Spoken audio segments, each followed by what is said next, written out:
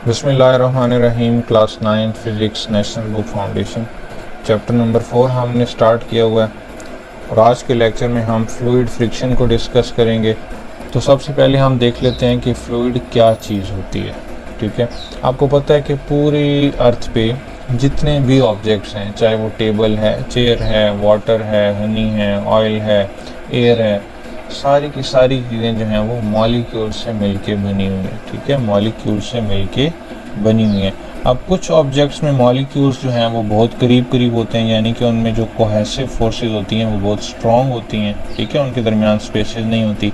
और कुछ ऑब्जेक्ट्स होते हैं जिनके अंदर ये कोहेसिव फोर्सेस या इंटरमॉलिक्यूलर फोर्सेस या फोर्स ऑफ अट्रैक्शन जिसको आप कहते हैं वो वीक होती हैं, यानी कि मॉलिक्यूल जो हैं वो बिल्कुल एक दूसरे के अंदर जुड़े हुए नहीं होते, बल्कि स्पेसेस जो हैं वो मौजूद होती हैं। ठीक है, तो इन स्पेसेस होने की वजह से वो ऑब्जेक्ट्स जो हैं वो फ्लो करने के काबिल होते हैं, यानी कि बह सकते हैं।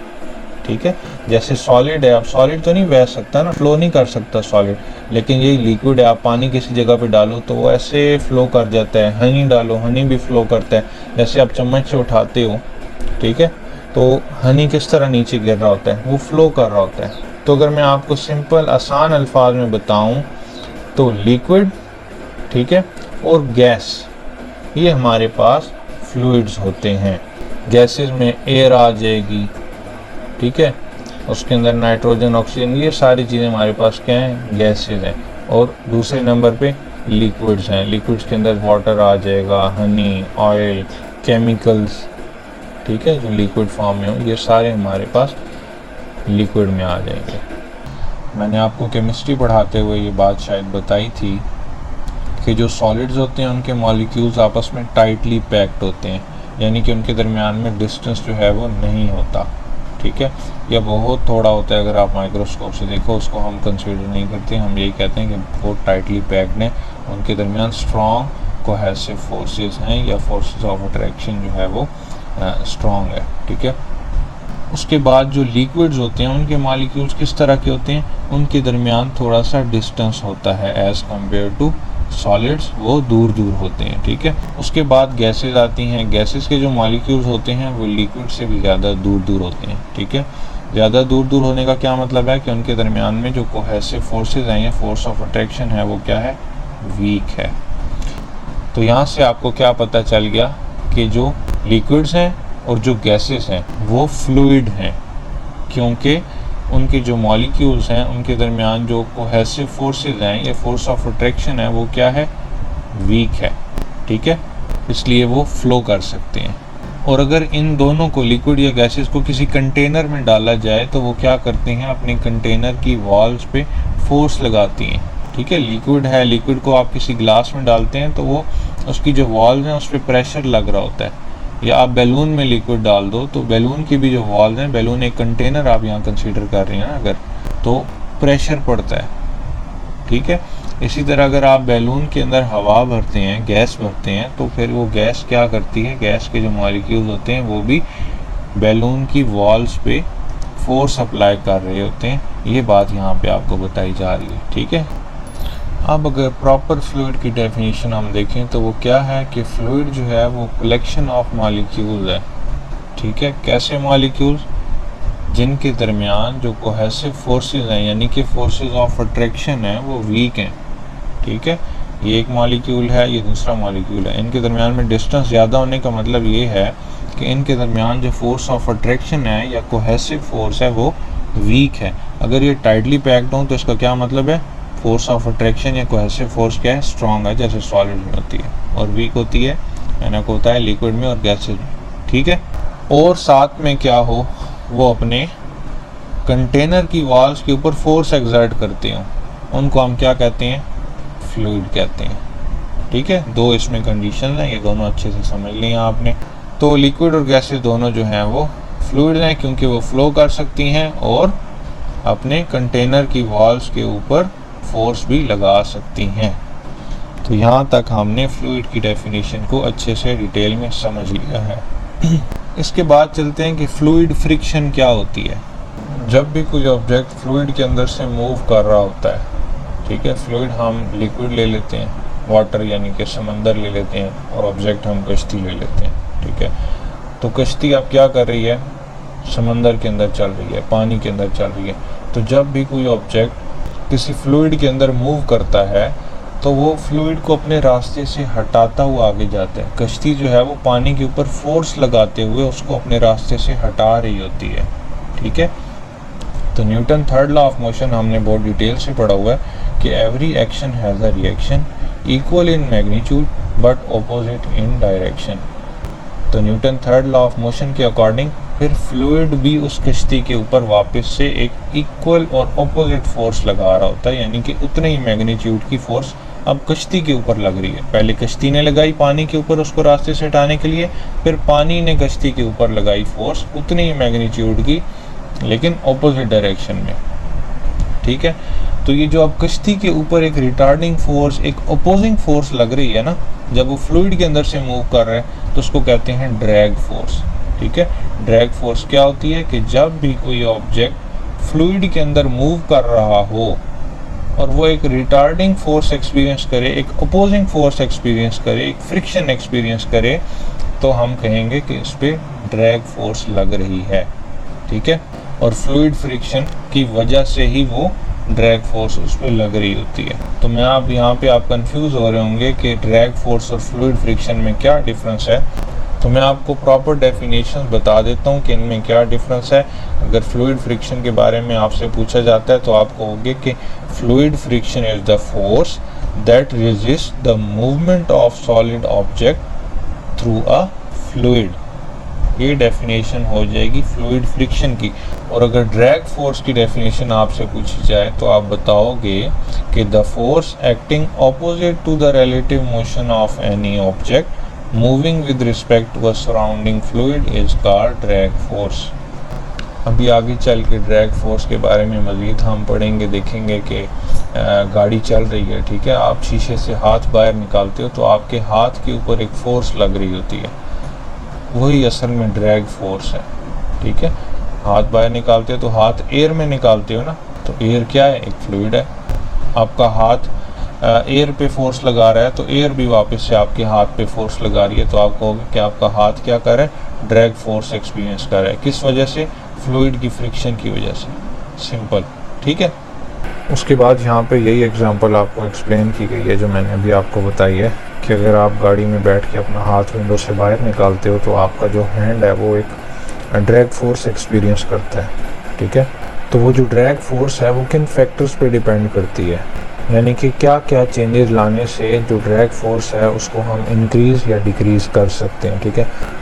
सबसे पहले नंबर पे आ जाता है साइज़, यानी कि जो भी ऑब्जेक्ट जिसको हम ड्रैग फोर्स एक्सपीरियंस करवा रहे हैं, जैसे इस केस में हमारे पास हैंड है, तो हैंड का तो सरफेस एरिया नॉर्मल ही है। अगर आप इससे बड़ा सरफेस एरिया का कोई ऑब्जेक्ट ले लेते हैं, जैसे कोई बड़ा सा बोर्ड है, ठीक है, वो आप गाड़ी की विंडो से बाहर निकालते हैं तो क्या होगा कि ज़्यादा सारे एयर पार्टिकल जो हैं वो इस बोर्ड के साथ अब इंटरेक्ट करेंगे। तो ज़्यादा पार्टिकल इंटरेक्ट करेंगे तो ड्रैग फोर्स भी जो है वो ज़्यादा होगी, ठीक है। तो इससे आपको ये पता चला कि जैसे जैसे हम अपने ऑब्जेक्ट का साइज़ जो है वो इंक्रीज़ करते जाते हैं, सरफेस एरिया जो है वो बड़ा करते जाते हैं, तो हमारे पास जो ड्रैग फोर्स एक्सपीरियंस करने को मिलती है वो भी ज़्यादा हो जाती है, ठीक है। डायरेक्ट रिलेशन है कि साइज़ ज़्यादा, ड्रैग फोर्स ज़्यादा। इसके बाद है shape and orientation of the object, ठीक है। शेप आप देखें कि जो हमारे पास एयरक्राफ्ट होते हैं, जहाज़ होते हैं, उनका जो फेस होता है, जो फ्रंट वाला हिस्सा होता है, वो कोशिश की जाती है कि नैरो रखा जाए, बारीक रखा जाए, ताकि वो हवा को चीरते हुए जो है वो कम फोर्स लगाते हुए उसके अंदर से गुजर सके। ऐसी शेप्स को कहते हैं स्ट्रीम लाइन शेप्स, ठीक है। आप गूगल पे सर्च भी कर सकते हैं स्ट्रीम लाइन शेप्स, तो आपके पास बहुत सारी चीज़ें आ जाएंगी। सिर्फ जहाज़ नहीं, जो रेसिंग कार्स होती हैं उनका भी जो फ्रंट वाला हिस्सा है वो इस तरह से बनाया जाता है कि उसको हवा के अंदर से गुजरने में आसानी हो, वो ड्रैग फोर्स को ओवरकम करे, ऊपर से उसकी गुजर जाए और वो ज़्यादा स्पीड के साथ, ज़्यादा अच्छी एफिशिएंसी के साथ, कम फ्यूल कंजम्पशन के साथ वो ड्रैग फोर्स को ओवरकम कर सके, ठीक है। उसके बाद ओरिएंटेशन ऑफ द ऑब्जेक्ट। अब ये देखें हाथ है, ठीक है। ओरिएंटेशन का मतलब है क्या है कि आप किस तरह से अपने हाथ को या जो भी ऑब्जेक्ट है उसको ड्रैग फोर्स के सामने रख रहे हैं या एयर के सामने रख रहे हैं जो ड्रैग फोर्स लगा रही है। अब हाथ इस तरह है, देखें ये ज़्यादा सरफेस एरिया जो है फेस कर रहा है ड्रैग फोर्स। अगर आप इस हाथ को थोड़ा सा टिल्ट कर दें तो क्या होगा, ये नीचे वाला हिस्सा जो है सिर्फ ये ड्रैग फोर्स एक्सपीरियंस करना शुरू हो जाएगा। तो क्या हुआ है कि सरफेस एरिया कम हो गया है, ठीक है, तो ड्रैग फोर्स भी कम लगेगी। अब इसके बाद है type of the fluid. Fluid की बहुत सारी किस्में होती हैं, किसी की डेंसिटी ज़्यादा होती है, किसी की कम होती है, किसी की विस्कोसिटी ज़्यादा है, किसी की कम है। जैसे आप देख लें, हनी भी एक किस्म का फ्लूइड है और वाटर भी एक किसी किस्म का फ्लूइड है। तो किस फ्लूइड के अंदर से आप किसी चीज़ को पास करना चाहें तो आसानी होगी, कम ड्रैग फोर्स लगेगी।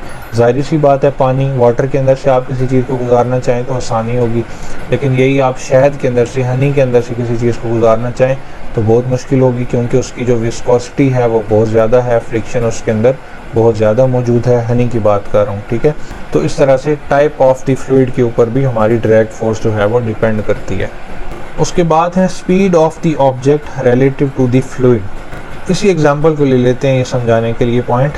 गाड़ी चल रही है, आपने गाड़ी से हाथ बाहर निकाला है। अब अचानक से क्या होता है कि गाड़ी की स्पीड बहुत तेज़ हो जाती है, तो आपके हाथ के ऊपर जो ड्रैग फोर्स लग रही है यहाँ से, वो भी बहुत ज़्यादा इंक्रीज़ कर जाएगी, ठीक है। तो हमें क्या पता चला कि स्पीड इंक्रीज़ करने से भी ड्रैग फोर्स जो है वो इंक्रीज़ कर जाती है।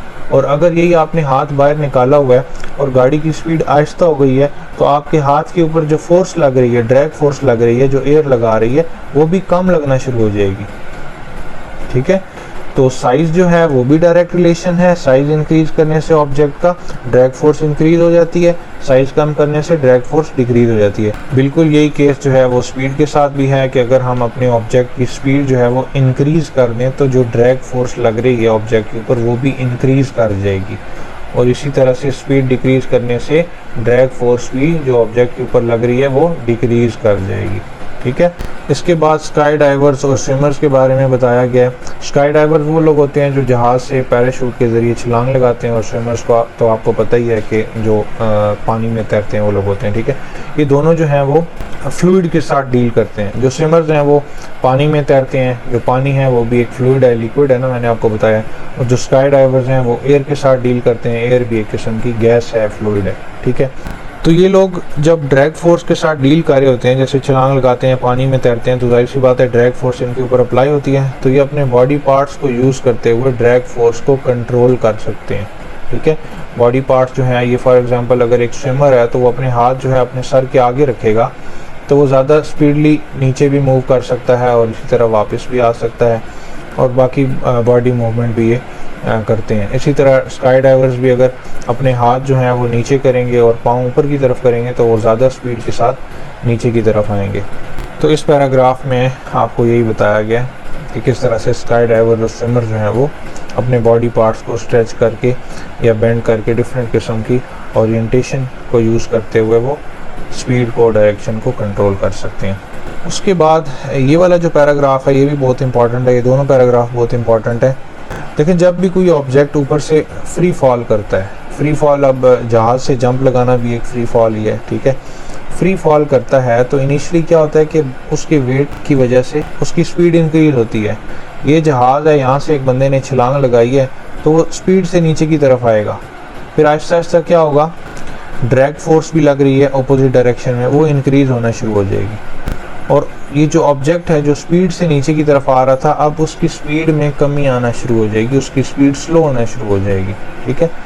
और एक पॉइंट ऐसा आएगा कि उस बॉडी का जो वेट है, बंदे की जो बॉडी है उसका जो वेट है वो इक्वल हो जाएगा ड्रैग फोर्स के।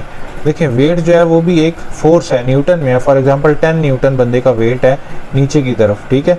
और जो ड्रैग फोर्स है वो भी एक फोर्स है, न्यूटन में ऊपर की तरफ, तो वो भी 10 न्यूटन अगर हो गई है। तो ये वो पॉइंट है जहाँ पे ड्रैग फोर्स और जो वेट है वो बिल्कुल इक्वल हो गया है बंदे का, ठीक है। तो जब वेट और ड्रैग फोर्स इक्वल हो गए हैं तो अब हम कहेंगे कि हमारी बॉडी जो है वो डायनेमिक ट्रांसलेशनल इक्विलिब्रियम अचीव कर चुकी है। डायनेमिक ट्रांसलेशनल इक्विलिब्रियम मैंने पहले भी आपके साथ डिस्कस किया हुआ है, मैं फिर आपको बता देता हूँ। डायनेमिक ट्रांसलेशनल इक्विलिब्रियम की वो टाइप है जहाँ पे हमारी बॉडी मूव तो कर रही होती है लेकिन उसके ऊपर जो फोर्सेस अप्लाई हो रही होती हैं वो बैलेंस्ड फोर्सेस होती हैं। जैसे कि यहाँ पे है वेट डाउनवर्ड एक्ट हो रहा है, एक फोर्स है, और यहाँ पे जो ड्रैग फोर्स है वो भी एक फोर्स है, वो ऊपर की तरफ एक्ट हो रही है, वो भी बैलेंस्ड है। ठीक है, दोनों 10-10 न्यूटन है, ऑपोजिट डायरेक्शन में बैलेंस्ड है। लेकिन हमारा ऑब्जेक्ट जो है वो मूव कर रहा है, नीचे की तरफ आ रहा होता है, लेकिन कांस्टेंट वेलोसिटी के साथ। ये बात बहुत ज़रूरी है डायनामिक ट्रांसलेशनल इक्विलिब्रियम में कि वेलोसिटी जो है अब कांस्टेंट हो चुकी है, यानी कि उसके अंदर एकदम से इंक्रीज या डिक्रीज नहीं होगा। सिंपल वर्ड्स में एक्सेलरेशन प्रोड्यूस नहीं होगी, क्योंकि वेलोसिटी जब चेंज हो रही होती है उसी को हम एक्सेलरेशन कहते हैं। ठीक है, तो जब वेलोसिटी कांस्टेंट है, वेलोसिटी चेंज नहीं हो रही, तो एक्सेलरेशन प्रोड्यूस नहीं होगी। ये आप डेफिनेशन में जाके देख सकते हैं, या वो पहले वाला लेक्चर भी दोबारा देख सकते हैं। ठीक है, अब ये जो पॉइंट है ना, यहाँ पे ऑब्जेक्ट की जो वेलोसिटी है वो मैक्सिमम हो चुकी होती है इस पॉइंट पे, यानी कि जब दोनों इक्वल हो गए हैं ड्रैग फोर्स और वेट, तो यहाँ पे अब बॉडी की जो वेलोसिटी है वो मैक्सिमम हो चुकी है। इसी को हम कहते हैं टर्मिनल वेलोसिटी। ठीक है, और यही बात कि टर्मिनल स्पीड पे या टर्मिनल वेलोसिटी पे जो डाइवर है उसकी एक्सेलरेशन जो है वो ज़ीरो होती है। In other words speed remains constant. ये जो बात मैंने अभी आपको सारी एक्सप्लेन की है यही है। इसके बाद यहाँ पे आपके पास प्रॉपर टर्मिनल वेलोसिटी की डेफिनेशन भी मिल चुकी है, इसको भी आप पढ़ लें। उम्मीद है अब आपको अच्छी तरह से समझ आ गई होगी, मैंने ऊपर एक्सप्लेन कर दी है। ठीक है, यहाँ पे आपको बताया गया कि ह्यूमंस के लिए जो टर्मिनल स्पीड है एयर के अंदर वो क्या है, 53 मीटर पर सेकंड या फिर 190 किलोमीटर पर आवर है। ठीक है, और पैराशूट से अगर कोई बंदा नीचे आ रहा है, पैराशूट ओपन हो चुका है, तो फिर क्या है, टर्मिनल स्पीड रिड्यूस हो जाएगी वो, और 5 मीटर पर सेकंड से लेकर 10 मीटर पर सेकंड के दरमियान में वो रह सकती है। ठीक है, तो यहाँ पे अब आपको एक ग्राफ बना के दिया हुआ है, इस ग्राफ को भी समझ लेते हैं कि ये ग्राफ हमें क्या कह रहा है। ठीक है, ये ग्राफ असल में एक स्काई डाइवर का है जिसने अभी जंप किया है जहाज़ से। इस तरफ टाइम इंक्रीज़ हो रहा है। ठीक है, इस तरफ क्या हो रहा है, टाइम इंक्रीज़ हो रहा है, यानी कि जैसे जैसे हम ग्राफ में इस तरफ मूव करेंगे तो हम कहेंगे कि टाइम इंक्रीज़ हो रहा है। 5 second, 10 second, 15, 20, 30 up to 80 second का ग्राफ है। और ऊपर की तरफ क्या हो रहा है, वेलोसिटी इंक्रीज़ हो रही है, यानी कि 10 मीटर पर सेकेंड, 20, 30, 40, 50 मीटर पर सेकेंड, इस तरह से। तो स्टार्ट में जब उसने अभी जंप नहीं किया, करने लगा है, तो क्या है, टाइम ज़ीरो है, वेलोसिटी भी ज़ीरो है। जैसे ही उसने जंप कर दिया तो एकदम से स्पीड इंक्रीज़ हुई, यानी वेलोसिटी इंक्रीज़ हुई है। हमने पीछे पढ़ा था ना कि जब वो जंप करता है तो पहले एकदम वेलोसिटी इंक्रीज़ करती है।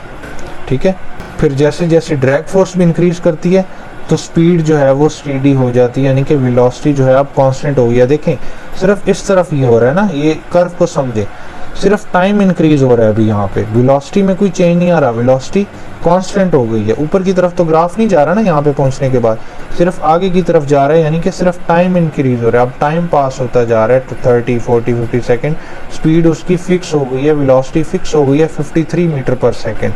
जो हमने यहाँ पे पढ़ा भी था कि पैराशूट के बगैर क्या होता है कि आम बंदे की जो टर्मिनल वेलोसिटी है वो 53 मीटर पर सेकंड, या फिर उसको किलोमीटर में कहें तो 190 किलोमीटर पर आवर होती है। ठीक है, यहाँ तक बात समझ में आ गई। अब यहाँ पे पहुँचने के बाद उसने क्या किया, पैराशूट ओपन किया। अब पैराशूट ओपन किया है तो जाहिर सी बात है अब वेलोसिटी कम होगी। वेलोसिटी में जो नेगेटिव चेंज आया यानी कि कम हुई है, तो यानी कि एक्सेलरेशन प्रोड्यूस हुई है लेकिन कम वाली, नेगेटिव वाली, तो डी एक्सेलरेट या रिटार्डेशन बोलते हैं उसको। ठीक है, नेगेटिव एक्सेलरेशन को हम क्या बोलते हैं, रिटार्डेशन या डी एक्सेलरेशन। तो अब यहाँ पे दोबारा से टर्मिनल वेलोसिटी अचीव हो जाएगी पैराशूट के साथ। पैराशूट के साथ कितनी टर्मिनल वेलोसिटी है, 8 मीटर पर सेकंड। यहाँ पे हमने पढ़ा है कि 5 मीटर पर सेकंड से लेकर 10 मीटर पर सेकंड तक हमारी पैराशूट के साथ ह्यूमन की वेलोसिटी हो सकती है, टर्मिनल वेलोसिटी। तो यहाँ पे दोबारा से ये टर्मिनल वेलोसिटी फिक्स हो गई है। ठीक है, उम्मीद है मुझे कि आपको ये समझ में आ गई होगी। शायद ये ग्राफ अभी आपके लिए नई चीज़ है, कर्व वगैरह को समझना। तो अगर समझ में आ गई है तो बहुत अच्छी बात है, अगर नहीं आई तो मुझे कमेंट में बताएं या व्हाट्सएप पे पूछें, मैं कोशिश करूँगा कि आपको किसी और तरह से, किसी और अल्फाज में मैं एक्सप्लेन कर दूँ। ठीक है, तो नेक्स्ट लेक्चर में हम इंशाल्लाह फ्रिक्शनल डिसिपेशन का टॉपिक पढ़ेंगे। तो चैनल को सब्सक्राइब कर लें ताकि वो वीडियो भी आप तक आसानी से पहुंच जाए। नेक्स्ट वीडियो में मिलते हैं, तब तक के लिए अल्लाह हाफ़िज़।